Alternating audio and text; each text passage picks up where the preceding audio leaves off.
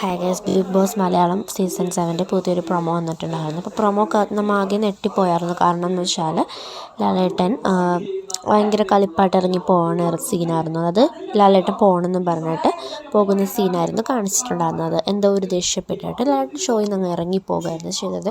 അപ്പോൾ എന്താണെന്നൊക്കെ നമുക്ക് ആകാംക്ഷ ഉണ്ടായിരുന്നു. കാരണം എന്താണെന്ന് വെച്ചാൽ ലാലേട്ടൻ ഒരു ബൗൾ ചെയ്യുന്നൊരു നമ്പർ പറയും. ആ നമ്പർ എടുത്തിട്ട് ഓരോരുത്തരായി വന്ന് അതിൽ നിന്ന് എടുത്തിട്ട് അത് ആൾക്കാർ സേവ്ഡ് ആണോ അല്ലയോ എന്ന് നോക്കണം. ഈ മാലയൊക്കെ ഇട്ട് സ്വീകരിച്ചിട്ടാണ് അവരെ കയറ്റുന്നത്, സേവ്ഡ് ആയിട്ടുള്ള ആൾക്കാർ. അപ്പോൾ ഓരോരുത്തരായി വന്ന് അങ്ങനെ ചെയ്യുമായിരുന്നു. അപ്പോൾ നമ്മുടെ ആദിലയുടെ ഊഴെത്തിയപ്പോഴത്തേക്കും നൂറയും അനുമോളും വന്നിട്ട് ആദിലേനെ ഹഗ്ഗൊക്കെ ചെയ്യുന്നുണ്ടായിരുന്നു.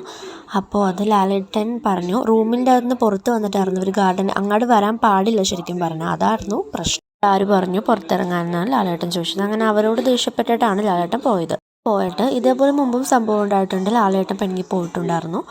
എന്നിട്ട് ആ ദിവസം ലാലേട്ടൻ വന്നില്ല. പിന്നെ അടുത്ത ആഴ്ചയാണ് വന്നത്. അപ്പോൾ അത് ഇതുപോലെ നടന്ന സംഭവം. അപ്പോൾ അതാണ് ലാലേട്ടൻ ഷോയിൽ നിന്ന് പോകാനുള്ള പ്രൊമോയിൽ നമ്മൾ കണ്ടത്.